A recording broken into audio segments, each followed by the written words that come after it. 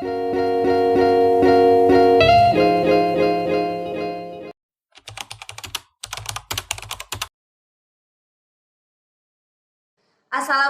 warahmatullahi wabarakatuh. Perkenalkan, nama saya Nenek Sinta Putri. Saya Rena. Saya Xiaomi.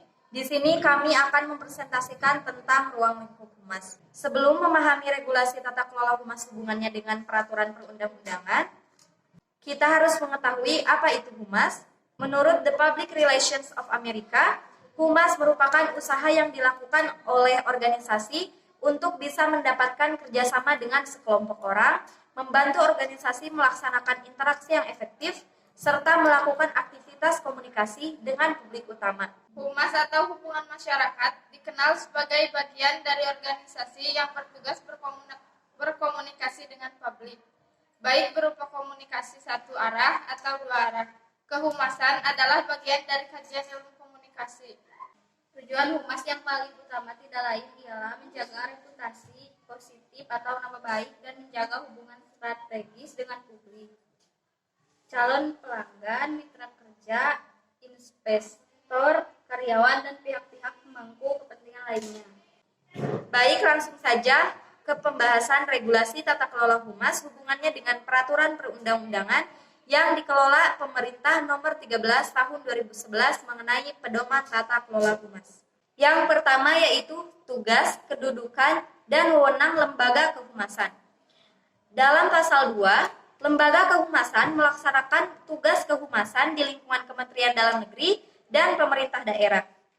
Dalam pasal 3, ayat 1 yaitu lembaga kehumasan sebagaimana dimaksud dalam pasal 2 mempunyai tugas.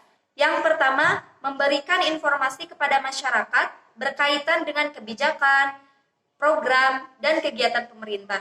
Yang kedua, mengelola informasi yang akan dikomunikasikan kepada masyarakat secara tepat, cepat, akurat, proporsional, dan menarik, selaras dengan dinamika masyarakat. Yang ketiga yaitu menyampaikan informasi kebijakan, program, dan kegiatan pemerintah secara lengkap, utuh, tepat, dan benar kepada masyarakat. Yang keempat, memberikan pemahaman kesamaan visi, misi, dan persepsi antara masyarakat dan pemerintah. Untuk yang kelima yaitu menampung aspirasi publik sebagai masukan dalam mengevaluasi kebijakan, program, dan kegiatan pemerintah. Dalam pasal 3 ayat 2, lembaga kehumasan sebagaimana dimaksud dalam pasal 2 mempunyai fungsi sebagai tempat komunikasi pemerintah kepada masyarakat. Untuk yang selanjutnya yaitu pasal 4. Di ayat 1, pejabat kehumasan di lingkungan Kementerian Dalam Negeri bertindak sebagai juru bicara Menteri Dalam Negeri. Di ayat 2, pejabat kehumasan sebagaimana dimaksud pada ayat 1 bertanggung jawab kepada Menteri Dalam Negeri melalui Sekretaris Jenderal. Untuk yang kedua yaitu tentang ruang lingkup kehumasan. Dalam ruang lingkup kehumasan ada 11 pasal yang dibahas. Untuk pasal 10, ruang lingkup kehumasan meliputi yang pertama yaitu manajemen hubungan masyarakat, hubungan kerja dan koordinasi antar lembaga masyarakat. Yang ketiga, pengembangan analisa media dan informasi. Yang keempat, manajemen komunikasi krisis. Dan yang kelima yaitu analisa pemberitaan media massa. Untuk yang keenam, tata kelola infrastruktur kehumasan. Yang ketujuh, konsultasi publik. Yang kedelapan, pelayanan dan penyebarluasan informasi dan dokumentasi. Yang kesembilan, pengawasan penyelenggaraan kehumasan. Dan yang kesepuluh yaitu evaluasi penyelenggaraan kehumasan. Untuk pasal 11 di ayat 1 yaitu manajemen hubungan masyarakat sebagaimana dimaksud dalam pasal 10 dilaksanakan melalui pelaksanaan kegiatan. Yang pertama yaitu fungsi manajemen kehumasan untuk menilai sikap dan opini publik. Yang kedua, identifikasi kebijaksanaan dan tata cara organisasi. Dan yang terakhir yaitu perencanaan kebijakan, program dan kegiatan komunikasi untuk memperoleh pengertian dan dukungan publik. Di ayat 2 yaitu manajemen hubungan masyarakat sebagaimana dimaksud pada ayat 1 meliputi yang pertama mencari, mengumpulkan, mengolah, memverifikasi data dan informasi. Yang kedua, menyusun program dan kegiatan kehumasan.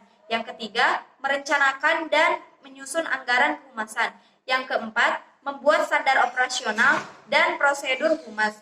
Yang kelima, merencanakan dan mengusulkan pengadaan infrastruktur penunjang tugas kehumasan. Yang keenam yaitu meningkatkan kapabilitas sumber daya manusia di bidang kehumasan. Yang ketujuh yaitu membentuk pusat pengelolaan informasi dan dokumentasi.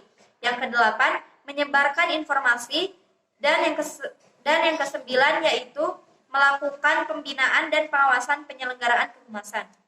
Di pasal 14 ayat 1 yaitu manajemen komunikasi krisis sebagaimana dimaksud dalam pasal 10 huruf D diarahkan pada penataan sistem dan hubungan komunikasi internal organisasi.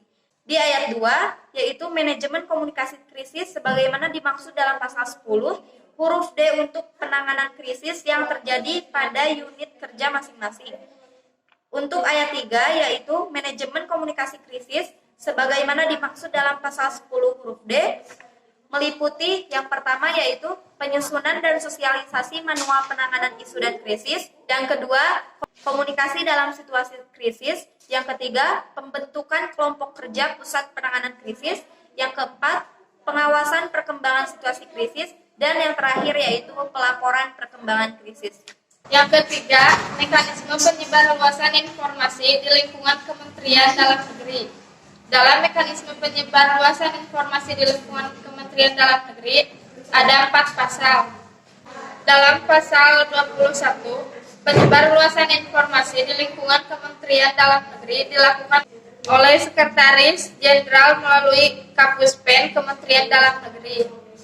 Pasal 22 ayat 1, penyebarluasan informasi sebagaimana dimaksud dalam pasal 21 dilaksanakan melalui proses koordinasi dengan para pejabat terkait di lingkungan Kementerian Dalam Negeri. Ayat 2, proses koordinasi dengan para pejabat terkait di lingkungan Kementerian Dalam Negeri sebagai dimaksud pada ayat 1 dilakukan melalui tahapan. Yang pertama, staf kehumasan melakukan pengumpulan dan pengklarifikasian data dan informasi. Yang kedua, pejabat kehumasan melakukan analisis data dan informasi sebagaimana dimaksud pada ayat 2 yang pertama sebelum dipublikasikan kepada masyarakat. Ayat 3, para pejabat terkait di lingkungan Kementerian Dalam Negeri sebagaimana dimaksud pada ayat 1 wajib menyediakan, melaporkan dan memberikan data serta informasi kebijakan, program dan kegiatan secara rutin kepada Menteri Dalam Negeri melalui Sekretaris Jenderal. Ayat 4, data dan informasi sebagaimana dimaksud pada ayat 3 sebagai bahan pendukung penyebarluasan informasi. Pasal 23, Sekretaris Jenderal melalui Kapuspen dapat berkoordinasi dengan para pejabat terkait di lingkungan Kementerian Dalam Negeri, pemerintah daerah provinsi dan kabupaten atau kota untuk pengumpulan dan klarifikasi data serta informasi publik. Pasal 24, para pejabat di lingkungan Kementerian Dalam Negeri dapat menyebarluaskan data dan informasi mengenai bidang tugasnya kepada masyarakat dengan difasilitasi oleh Kepala Pusat Penerangan. Yang keempat, mekanisme penyebarluasan informasi di lingkungan pemerintah daerah, provinsi, dan kabupaten atau kota. Ada 6 pasal dalam mekanisme penyebarluasan informasi di lingkungan pemerintah daerah, provinsi, atau kabupaten, daerah, provinsi, dan kabupaten atau kota, tapi saya akan menyebutkannya 3 pasal. Pasal yang ke-25 ayat 1, penyebarluasan informasi di lingkungan pemerintah daerah provinsi dilakukan oleh gubernur melalui pejabat kehumasan pemerintah daerah provinsi. Ayat kedua, penyebarluasan informasi di lingkungan pemerintah daerah, kabupaten atau kota dilakukan bupati atau wali kota melalui pejabat kehumasan pemerintah daerah, kabupaten atau kota. Pasal ke-26 ayat 1, penyebarluasan informasi sebagaimana dimaksud dalam pasal 25 ayat 1 dilaksanakan melalui koordinasi dengan pimpinan SKPD di lingkungan pemerintah daerah provinsi. Ayat kedua, penyebarluasan informasi sebagaimana dimaksud dalam pasal 25 ayat 2 dilaksanakan melalui proses koordinasi dengan pimpinan SKPD di lingkungan pemerintah daerah kabupaten atau kota. Pasal 27. Proses koordinasi dengan pimpinan SKPD di lingkungan pemerintah daerah SKPD di lingkungan pemerintah daerah provinsi, kabupaten atau kota sebagaimana dimaksud dalam pasal 26 ayat 1 dan ayat 2 dilakukan melalui tahapan. Yang pertama, pengumpulan dan pengklarifikasian data dan informasi oleh petugas kehumasan.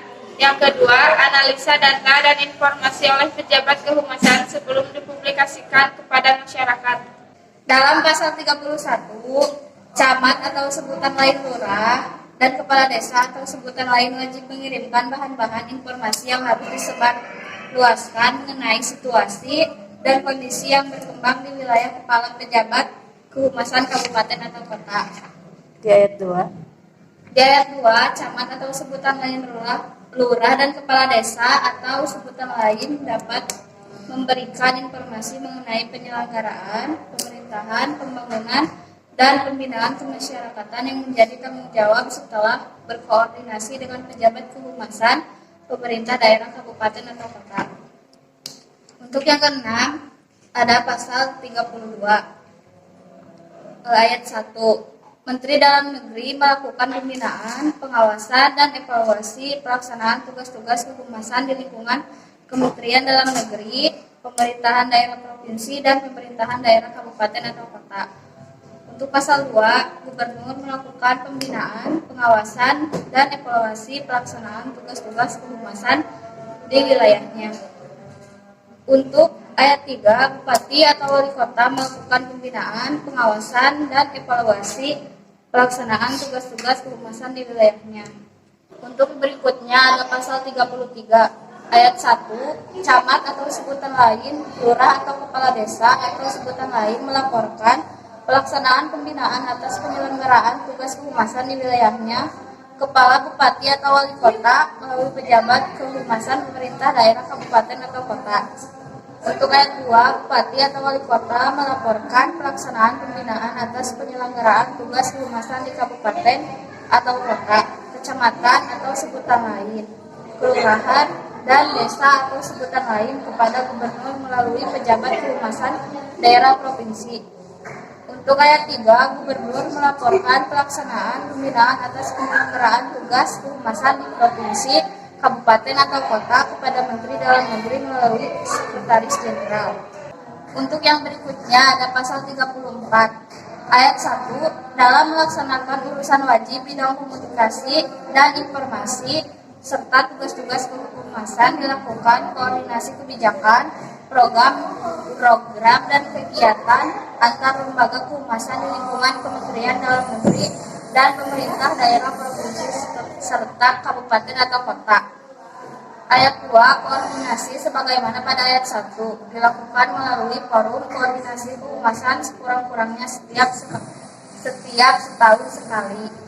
Untuk kesimpulannya adalah humas atau hubungan masyarakat dikenal sebagai bagian dari organisasi yang bertugas berkomunikasi dengan publik, baik berupa komunikasi satu arah atau dua arah. Kehumasan adalah bagian dari kajian ilmu komunikasi. Kesimpulan yang selanjutnya adalah kita harus bisa menjalankan lingkungan kehumasan sesuai dengan pasal yang berlaku. Ketika kita menjadi seorang humas, tentu tugas, wewenang, dan kedudukan baik di dalam negeri, di provinsi, atau di kabupaten, dan di kelurahan atau desa harus dijalankan sesuai dengan prosedur dan pasal yang berlaku.